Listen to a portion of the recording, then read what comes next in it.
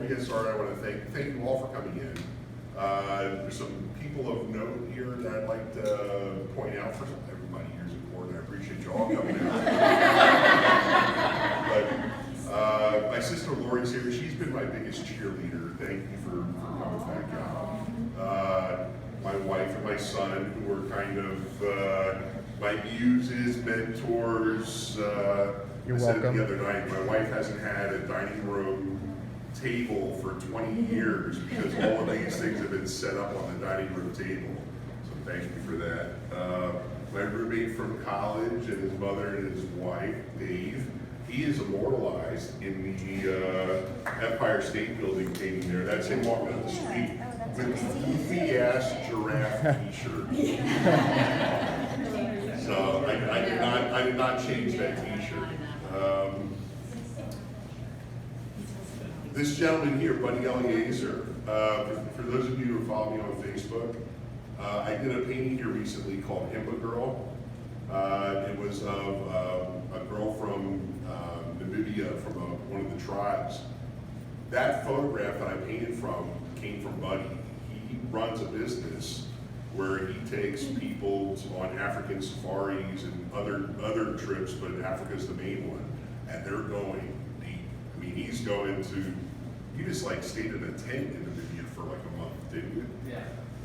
So I mean, he's taking some real out there trips, but all the people that he goes with are taking photography of wildlife, and Buddy's taking photography, but he's the guy who says, hey, if you want to get a good shot, change your setting here when you're shooting this, and so he's coaching the people who are doing the photography on the trip. And his wildlife photography is spectacular. But what really caught my eye is he had a chance to interface with the Namibia tribe and with the Himba tribe in Namibia. And some of his photographs are stunning. And that one of this little girl just stopped me in my tracks. And I asked Buddy if I could paint her. He said, sure. He took so after I was finished with that, I gave Buddy a print.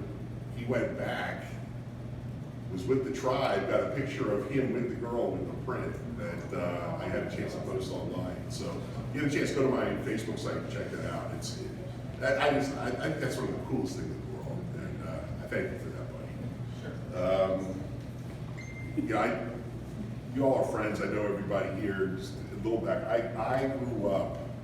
My childhood home is literally a quarter mile there.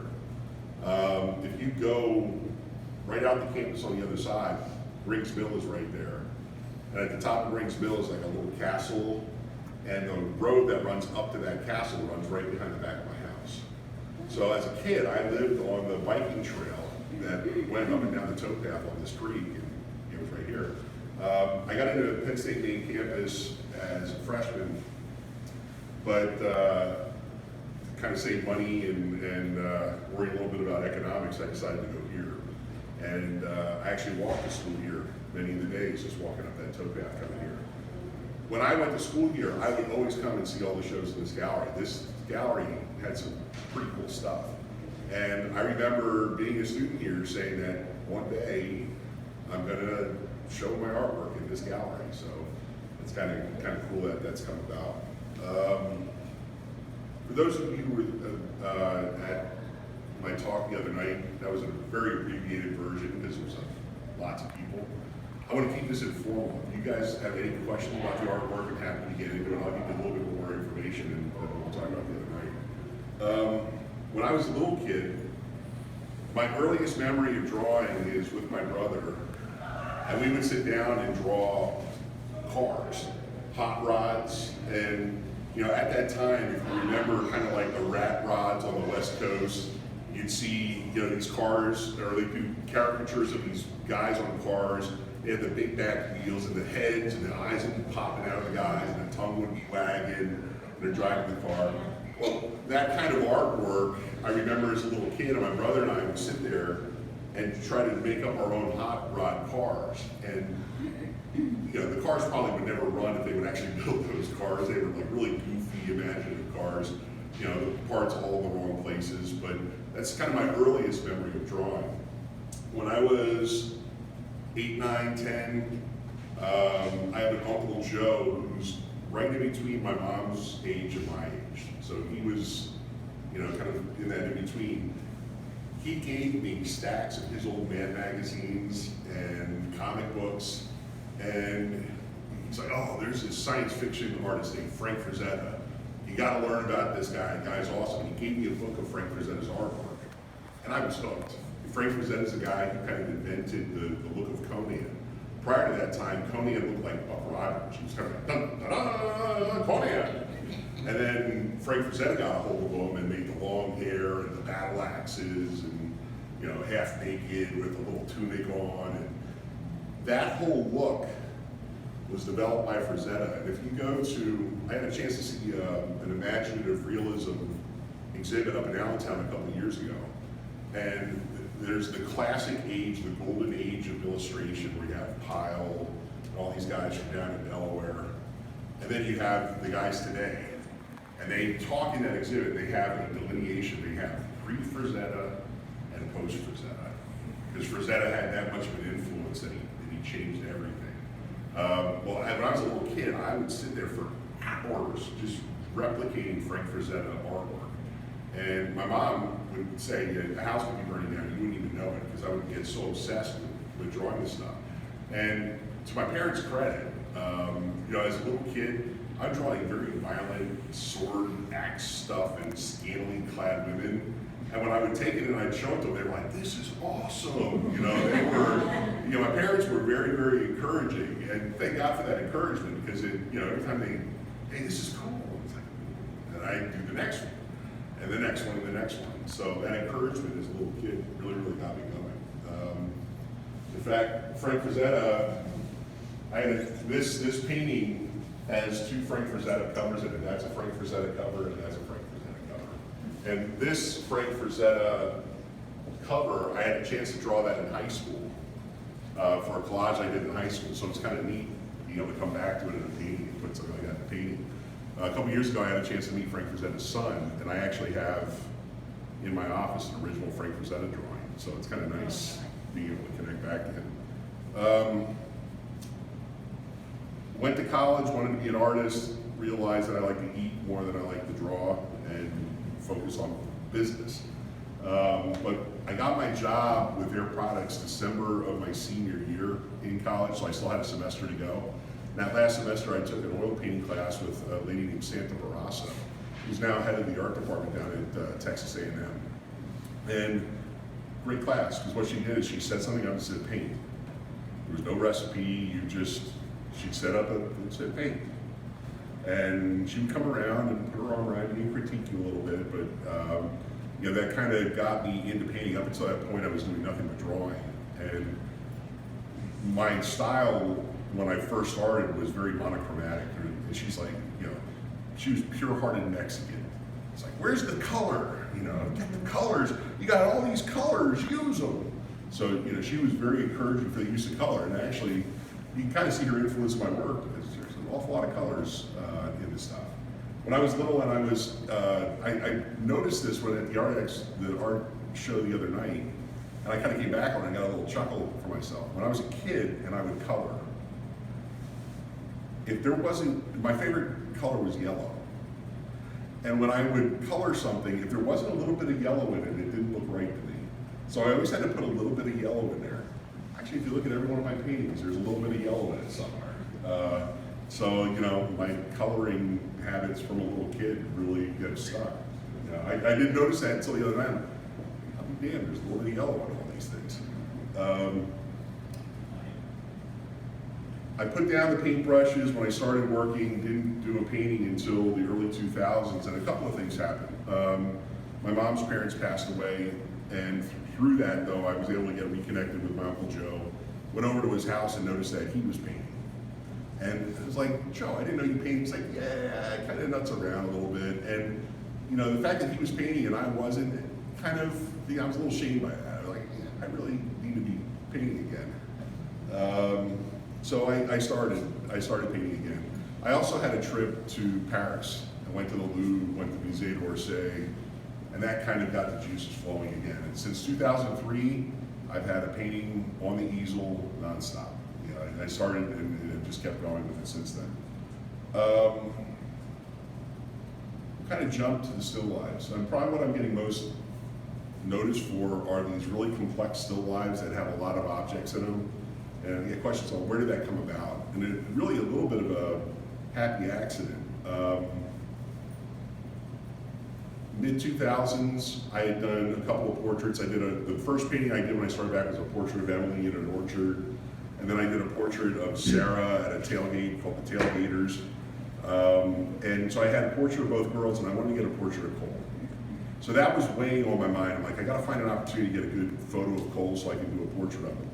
And our basement wasn't finished at the time, and we were down there playing with Hot Wheel cars. And Cole and I would line them up in the basement. We would line up the track, real long track, and put books in the middle of it so that there would be like a little bit of a hill to get over. And I would have a pile of cars, and I'd shoot them to Cole. And they'd go up over the hill and down, and he'd collect them. And when they were all down his way, he would send them back. And when he would send them back, I noticed he would go, he would get down on the ground on the track and put his eye there so he could watch the cars going down the track. And at the time, he's wearing little dinosaur pajamas. He looked really cute.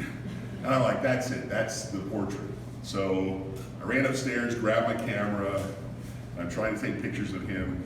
And the pictures, none of them were coming out the way that I was seeing this thing in my mind. But I'm taking the pictures, and I gotta give you a little context. The week before, Stacy and David Christine, we were at the Museum of Modern Art up in New York City. And when we were going through the Museum of Modern Art, I came out and just had this impression. There were a lot of paintings that just looked like grids of color. There was like Piet Mondrian. If you've ever seen his stuff, it's just grids of blocks of colors in a grid. George Braque, grids of color. Jasper Johns, the flag guy, grids of color. Even if you look at some of the Keith Haring's, or Andy Warhol, the soup cans, he has some where he put color into them, and if you look at them, they're just grids with different blocks of color in them. And that registered with me, not good or bad. I'm making no value judgment on those paintings, but I just remember thinking, man, there's an awful lot of grids of color in MoMA. And Cole and I are playing with the Hot Wheel cars, and I noticed that he was taking the cars and he was laying them down like in a parking lot. And when I looked at that, I looked down and there's a grid of color, just like what I saw up at MoMA. And I'm like, well, that was kind of the inspiration. What if I do something that's a realistic painting, but is arranged and organized like more abstract art is, not formal composition, it has more abstract composition. And that led to this first painting right behind Buddy. This is called Jam. So what happened is for this, I laid out the cars in that grid, and I was taking the photograph head on. And taking the photographs of Cole, it wasn't doing what I saw in my mind when I was taking the photograph. It didn't look quite right. But then I took a photograph on an angle, and I'm like, oh yeah, that feels good. So I decided to paint that on the angle. It's not true to what the original vision was, but I thought it came out cool. Entered that in International Artist Magazine competition, and it placed third in the world in a still life competition out of a couple thousand entries. And that kind of was like, oh yeah, maybe I'm onto something here. I then did come back a couple of years later. You'll notice this one here. This is called Gridlock. This is the grid of color. This is looking straight down on it. And when I did this one, again, I wanted to use cars, but my other intent with this is I just thought it was hysterical that Hellman's mayonnaise would be on a car. Like mayonnaise and racing. How do those two things go together? I kind of found it comical. So I tried collecting goofy cars. You have cartoons and M&Ms and McDonald's and Old Spice stick deodorant on a car. That was, I tried to inject a little bit of, it's not serious. I'm just trying to have fun with it. But this was the original image. When I was painting that, I then was thinking about, I'm like, well, what if I did a Jackson Pollock, who's the guy who just splurted the paint all over the canvas, and his paintings were real wide. What if I did something that was a Jackson Pollock, but instead of using paint, using cars? That led to this one here in this back corner. This one's called Crash. And if you look at that and you look at a Jackson Pollock, you'll say, yeah, I see it now that you say Jackson Pollock. It's the same dimensions. It's just basically a splash of cars on the canvas. Now, there is a focal point, which is the grave digger, and I did point a lot of the cars to that focal point. So if you really look at this from a classic technique standpoint, this is actually a classic format. It's a triangular format.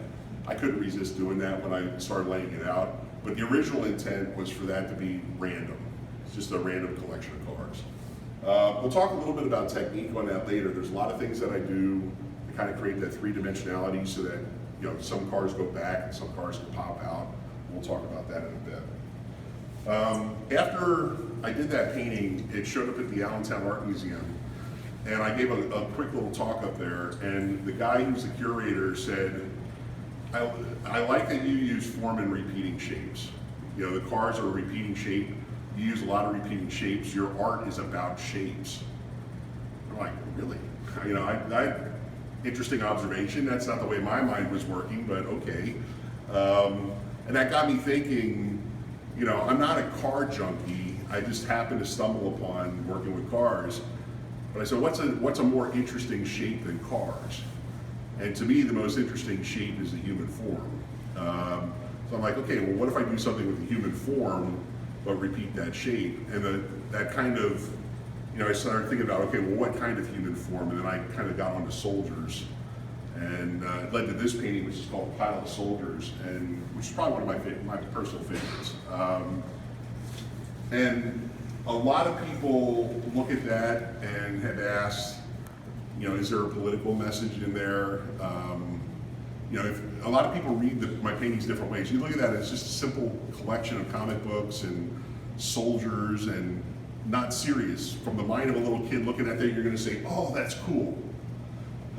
Somebody who has a little bit more experience under their belt and has experienced war, you look at that and say, ooh, you know, pile of soldiers and kids' toys that are helping define war.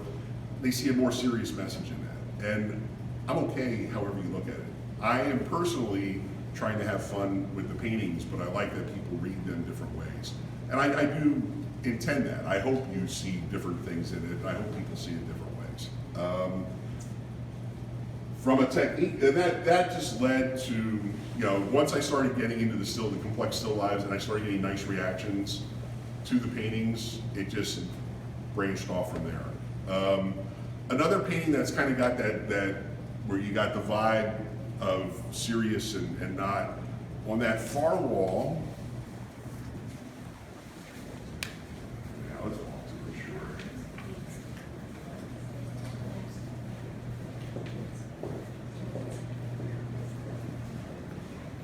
sure. This painting is called Serial, S-E-R-I-A-L. And it came about, I still wanted to paint a portrait of Cole, and hadn't gotten around to it. Cole and I were watching TV, he's 8 years old, and a thing came on TV about a serial killer. And Cole said, Dad, what's a serial killer? So here I am trying to explain to an 8-year-old boy what's a serial killer, and I explained it as best I could. And he's sitting there and he still had this confused look on his face. And we're talking, and I said, did you think it had something to do with breakfast cereal? And he's like, yeah. So, you know, what was something that was serious turned into a moment where we're sitting there giggling and I'm mocking him and we're having fun. And, you know, it kind of hit me at that moment. There's a painting in there somewhere. So I decided to do a portrait of Cole with breakfast cereal items, but if you just look at this and you're not thinking about it too much, you look at it and say, oh, it's kind of nostalgia. I remember those cereals from when I was a kid. And hopefully you get a nostalgic feeling when you're looking at it. If you look at it a little bit closer though, and you look at it with like a darker mind, pirates, aliens, ghosts, Dracula, mummies, you know, all these are childhood items that are mascots for cereal, but they're all killers. You know, every single one of the items that in here, all the monsters and bees and These are things that can kill you. So that's where, if you look at it a little bit deeper, you can take it there. The vast majority of people aren't going to do that. I get it. I'm not intending them to. It's just my own little take. When I was painting this, I was working with a guy up in Boston, and I was explaining the painting to him, and he said, "You want to find a Wheaties box with O.J. Simpson on it and put it in there." And I'm like, "Oh, yeah, that's brilliant. That's a great idea." I went and researched it. O.J. Simpson was never on the Wheaties box, okay? But in putting O.J. in cereal, O.J.'s cereal, there was a cereal in the 70s that was O.J. orange juice flavored little balls, and then they called it O.J.'s. So I bought a refrigerator magnet online and snuck it in there. So that's kind of like a little wink, wink, nod, nod, O.J., another killer in the serial killer painting. So I like to hide stuff like that kind of in the paintings. This one is called Insanity. My daughter Sarah named it. All kinds of Christmas items. I will come back. I'm going to be revisiting this theme in a painting, a Christmas theme in a painting coming up that I'm about to start. This is my sister, that's me, that's my brother. One of my earliest memories is that photo being taken. I remember that photo being taken. And when I laid out the picture, I accidentally cut off a little bit of my sister's head, so she's not going to let me forgive that one. The two paintings I'm probably most proud of that I've been working on recently are, they're just nothing but pure celebrations. We Are, which celebrates Penn State, and Berks County, which celebrates Berks County. And there's this is just straight in your face, a celebration of everything about Berks County and Penn State. The Penn State one came about, I heard the story of Wallace Triplett.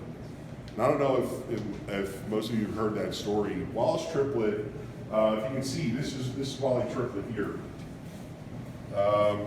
I actually went online and bought his rookie football card. He was the first black player to actually play a football game in the NFL. There were 3 guys that were drafted. He wasn't the first one drafted, but he was the first one to actually play in a football game, first black player in the NFL. Wally Triplett went to Penn State, and at that time they had a couple of black guys on the team. This is real early 60s. They got invited to play a bowl game in Florida, and the invitation came with a caveat: you guys can come down and play in this bowl game, but you can't bring your black guys with you. And the team got together and said, "We are Penn State. You either take all of us or you take none of us." And the following year at the Cotton Bowl, Penn State got into the Cotton Bowl. They get to this hotel in Dallas, and they said, "Oh yeah, players come in, but you black guys, you're not allowed to stay here." And the team got together and said, "We are Penn State. You're either going to take all of us or none of us." And they actually had to take the team to San Antonio to stay at a military base in San Antonio, so that they could all stay together and then bring them back for the game. Okay, I don't know how many Penn State students have heard that story. That's what the cheer, "We are Penn State." That originated from those stories. And when I heard that, I was like, whoa, that's really cool. As a university, Penn State has an awful lot to be proud of. And that got me researching other things, and everything in this painting has something to do with Penn State. What kind of saddened me, I bought the Wally Triplett just passed away last month.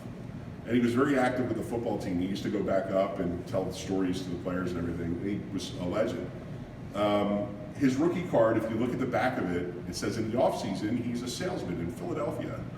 So different times. These guys weren't just playing football. They were knocking around in the football year and then going off, and they had full-time jobs. So I thought that was interesting. The question I get most about the Penn State painting is, why is the Incredible Hulk in the painting? Right there. The Incredible Hulk, if you actually read the comic books, Bruce Banner in the comic books went to Penn State. Oh. So he's a Penn Stater. A lot of stuff in there for Penn State guys. Willard preacher. You know, when I was a student, we'd sit at the Willard building on the steps, and there was this guy who would preach and say, "You're all damned to hell. You're all going to hell. You women are dressed like," and scream and yell. He's still there preaching on the Willard steps. This guy's Mike the mailman. He would always goof if he went to the post office. He'd goof around, and he had a bell that he would ring. So like you'd come in, he'd ring your bell at you, and look at you. Then he'd hold up a sign, nice sneakers. You know, he was always doing goofy stuff like that with the kids. He just retired last year. So you know, there's obvious stuff that's in here, and there's some not some obvious stuff that's in here. One thing that I was really touched by at the opening the other night, here is a patch, here's a patch, and here's a patch of names that I hid in the painting, and all of those are, you know, right there, DAC, David Allen Carswell, right there. You know, my roommate Dave, and then I hid names from my college fraternity. The other night I'm standing here and this big wad of people comes into the gallery. 20 of my fraternity brothers got together and came out to the opening the other night. Actually, everybody who's listed, they were all here, which I thought was really, really cool. One of the guys actually came down from Boston, which I thought was touching. But yeah, if you're a Penn Stater and you want to know what's in there, let me know. There's guides that explain what everything is in there. If you want to take some time with it, check out the guides, they'll explain everything. The Berks County one, same thing, there's a lot of stuff that's in here, a lot of stuff that I hid in here. So little things that I wanted to include, but I couldn't figure out how to get in there. Everybody know who Michael Constantine is? Yeah. He's that actor who's in, what was it? Big Fat Greek Wedding. A Big Fat Greek Wedding. He was the dad with the cleaner all the time. He's from Reading. He used to be on, was it Room 222? Yeah. So, you know, he's from Reading. And I was trying to figure out how to get him in there. So I got a photograph of the Astor Theater, put my Big Fat Greek Wedding and Michael Constantine in there. So I kind of took some liberty and slid it in there that way. Some other things that are real subtle. The only thing that's in here that I took some real liberty with is the tasty cakes. They're not from Berks County, but we eat them in Berks County. And when I talk to my friends in Texas, I go, "When are you going to get me tasty cakes?" So they associate that with our area, so I put them in. Some others that I like, you know, my wife's great uncle is Rocky Santilli, and he's the coach of the Rising Sun Fast Pitch softball team. This is Ty Stofflet, who is a left-handed pitcher. He pitched in a game called The Game. We had the world champion fast pitch softball champions in Reading. They were the world champions for 3 years during the 70s. They have the longest winning streak of any professional sports team in history, 149 games. They then lost it, so I forget the exact years, but it was like 76, 77, they lost in 78 in the championship game, and then came back and won all their games in 79, so they then won like another 79 games in a row. That one game that they lost 1-0. Okay? But the first time they won the championship, they played New Zealand. It was considered the best right-handed pitcher ever who played for New Zealand against Ty Stofflet, who was considered the best left-handed pitcher ever. It was an 18-run no-hitter for both teams. They call it The Game. Both these guys were throwing a no-hitter. The guy for New Zealand walked the guy. Ty Stofflet actually got up to the plate, hit a single. He scored off that single, and they won the game. So there was only one hit in this 18-inning game. And if you go to, like, I've never been, but if you go to professional fast pitch softball, they have a whole exhibit on this game called The Game.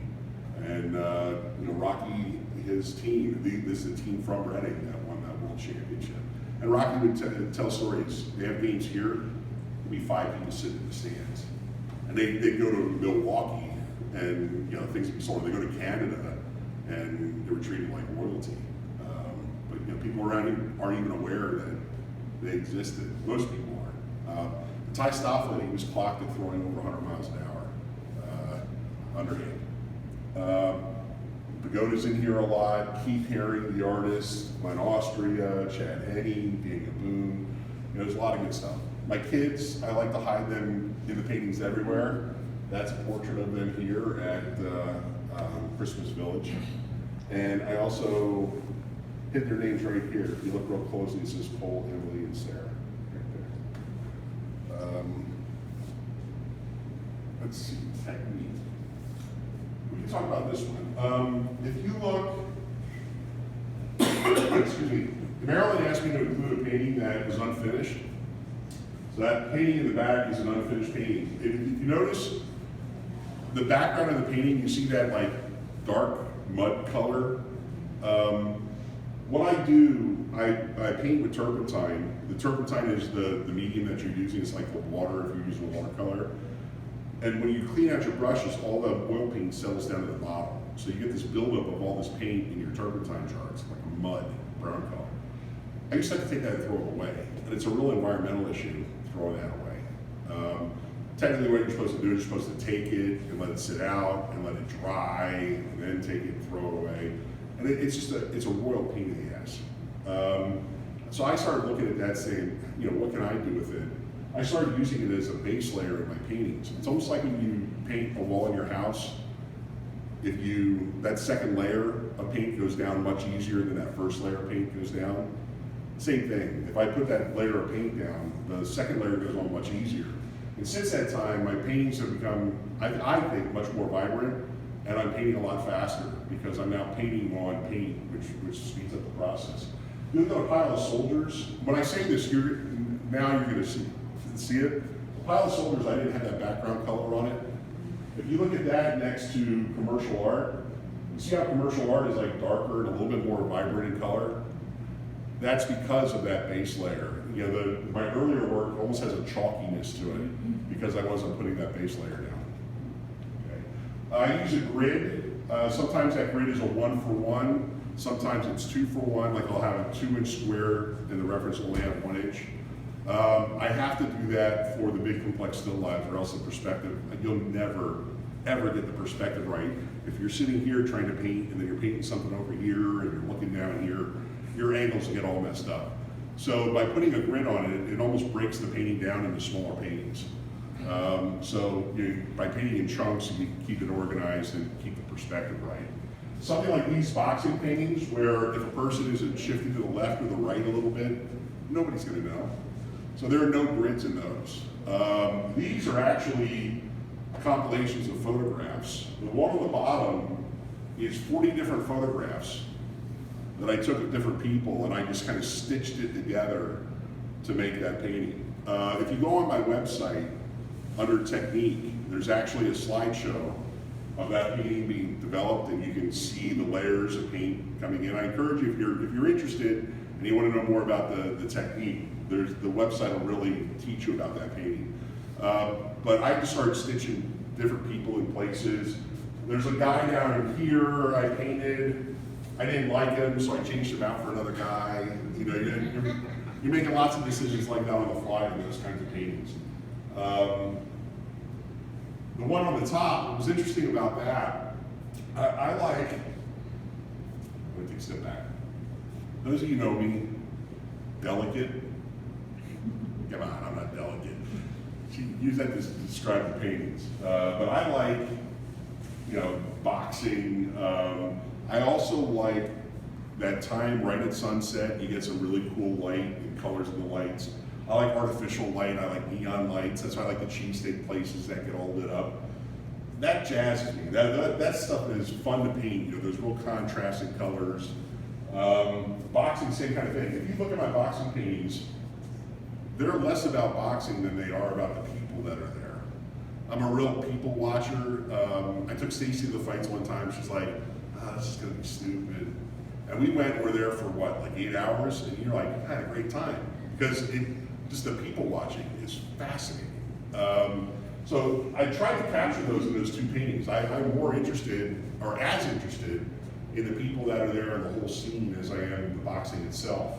In this painting here, I won the fights enough that when I used to go a lot, we had front row tickets. And we were sitting up here in the front, and we were sitting with a family that came down from Mexico City. It was this guy's entire family. And so, you know, we introduced ourselves, going, oh, you came down from Mexico? Yeah, yeah. So then we're sitting there, oh, get him! We're cheering along with the family. This woman is his wife. She got up, and in the later rounds, every time her husband got hit, she flinched. Poor woman, you can see her there, she's standing there with her hands on her face. And every time her husband got hit, she went like this. And I was there with my buddy Eric, and he nudged me, and looking at her, he's like, that's a painting. And I'm looking at her, and I'm like, yeah, you're right. So I snapped a picture of her. By the way, I snapped them all on my iPhone, no special cameras.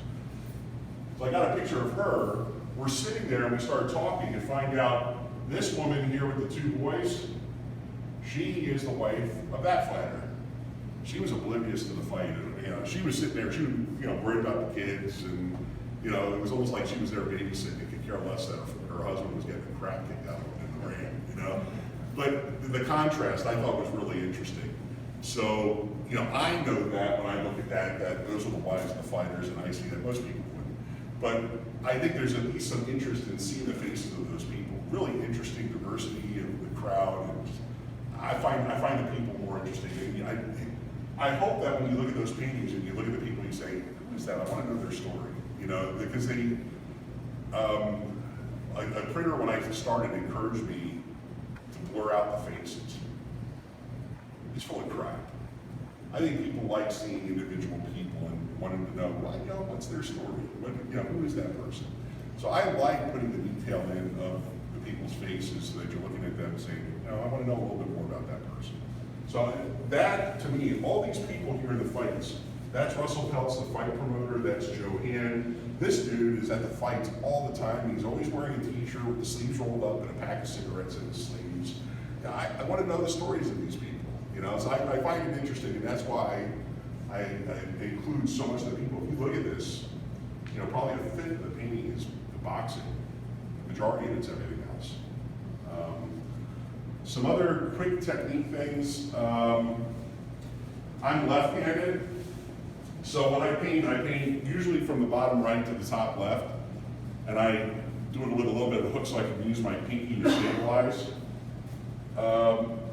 My brushes, I brought one along. This took me a while to figure out. I used to use standard rounds and standard filberts, but what would happen is, you know, the bristles on those would only come out maybe a half an inch. So when you actually take your paintbrush and you dip it in the turpentine, and then you're mixing with the paint, I get the consistency of the paint right, which is half the battle. And then I would go paint, and in this ferrule, you'd get a collection of turpentine, and then it would spill out, and then, you know, I'd get, you know, long lines going through, and I'm like, well, how can I avoid dipping it? So then I was real careful, not getting any turpentine in the ferrule. I was watching TV, saw these guys that do all the pinstriping on cars, and they had these brushes with bristles that are about that long, so they can make really long straight lines and do it real clean and easy. And I'm like, they're onto something. So I actually went, and this isn't a traditional oil brush. It's actually an all-purpose brush, and it's called an extra long filbert, or a liner brush. And I use those now because now I don't get down into the ferrule. And I find that I can really load these brushes up, and I can cover a pretty significant area with a smaller brush, and then I can also do a lot of real fine detail. So they're perfect for me. So you know, I would encourage anybody who's doing painting and you want to do real tight detail, they try to get real small bristles. Don't just get long bristles, and allow you to get in and do the detail a little better. Some other little tricks. I had a show in New York, and a pile of soldiers was there. And what was really funny about the show, the guy who was next to me had this little painting, and it was red and blue, and then you had 3D glasses that you were supposed to put on to look at his painting, and it was supposed to look 3D. And at the exhibit, they had to move my painting because everybody was putting on the 3D glasses and looking at my painting, thinking my painting was the 3D painting. So, you know, people have asked, like, how do you get that dimensionality? How do you get things to kind of like pop off the canvas? One little technique that I use, there's a couple of things. One is aerial perspective. Aerial perspective is a perspective in air. The further away you get from something, the lighter it gets and the bluer it gets, the colder it gets blue. If you look at mountain ranges, and you see like a mountain range in the front, and as they work their way out into the distance, Mr. Skier, they get paler and they get bluer as they recede into the distance, okay? Well, taking that concept, if you use that in painting, you can create that effect. Gridlock, very shallow painting, not a lot of depth to it. But one of the things that I did is, in all of these dark shadows here, I cooled them down by mixing in a little bit of blue. And just by mixing in that little bit of blue, it makes the shadows sit back and the warmer colors will come forward. As I've gotten older and I've painted more and more, the things I think about now, I think more about edges, I think more about temperature, I think about contrast. Those are, when I do an edge, when I was younger, everything was a real sharp edge. Now I'm spending more time trying to blur out edges, and I'm more worried about temperature than it gives you depth. Some other little tricks, if you want something to move forward, you take colors that are opposite on the color wheel and put them together. So you have blue, red, yellow. If you take the color on the opposite of the color wheel from that and put it next to it, your eye is going to automatically go to that. So purple and yellow are good friends. Red and green are good friends. Blue and orange are good friends. So if you look at this painting right here, I tried to put orange and blue next to each other in the foreground because that makes that pop forward. And then I'll do the same thing. I'll take things that are next to each other like green and yellow or green and orange and put those next to each other in the background, and that'll cause the objects to shift back. So if you take things that are opposite on the color wheel and put them side by side, your eye's going to be drawn to it. And I use that to my advantage. So anything that's in the foreground, I will strategically try to place those colors next to each other. And then when you look into the background, like if you look at a pile of soldiers, if you look toward the top, everything's has like a bluish cast to it. I mix more and more blue paint in, and more white paint in, and it causes it to sit back. The other thing that I will save are what they call the darkest darks and the lightest lights. If you take your darkest dark and your lightest light and put it next to each other, your eye's going to go to that. So things that are like gray on gray, you're not going to see as much as you're going to see a harsh black or a harsh white. So if I want something to really pop, or I want your eye to go to it, I will exaggerate that contrast. If I want it to sit back, I will de-exaggerate that contrast. You can see it here.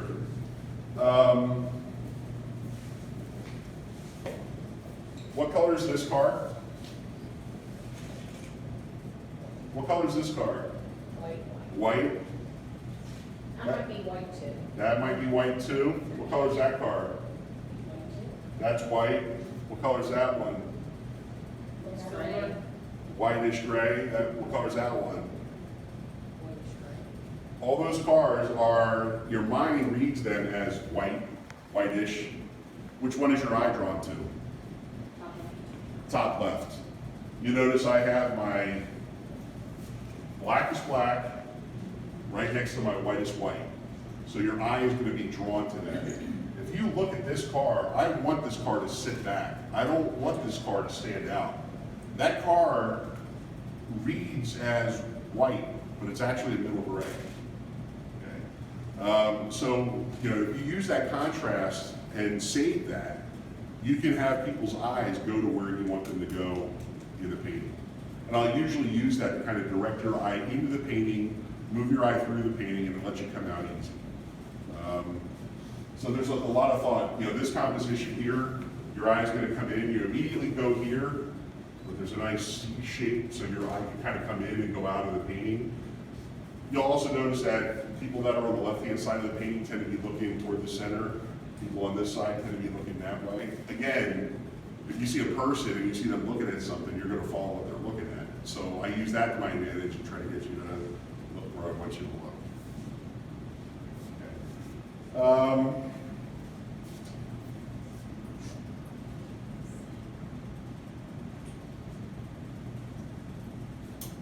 Grid lines up and left, 3D. I'll finish this with just this one last point on technique. A lot of people think that painting, the talent is in the smearing the paint. What I've come to learn, the real talent in the most of my time, if you actually sit there with me at an easel and watch me paint, most of my time is sitting here staring at this maquette, is actually staring at what I want to paint. I'm staring at this, I'm holding up cars, I'm looking at them, and I'm really looking at them. Then probably the next amount of time is getting the paint ready, mixing it between every stroke, mixing it so I get the consistency right, the color right to where I want it, and then smearing the paint is secondary. Okay? I have a day job, and a lot of people in my day job have said, it doesn't make sense, you're like a sales guy for a gas company during the day, and then at night you're painting. Well, what I found in sales, people think it's having the gift of gab makes you a good salesperson. That's not it. 9/10 of it is listening to the person on the other side of you. It's really trying to figure out what's going on in their head. I found that link between the two is unbelievably strong. I find that when I'm in my day job, I got to tell myself, shut up and listen. You know, really listen to what that person's saying, and business happens much better that way. When I paint, I'm like, what am I really seeing? I mean, really look. Stop, slow down, look at that. What are you really seeing there? And then making decisions when I paint based off of what I'm seeing. And most of the decisions are based on that. It's the patience to really look at something and ask yourself, what is it that I see there? You know, look at this, the white. If you come up and really look at this, I used red, pink, orange.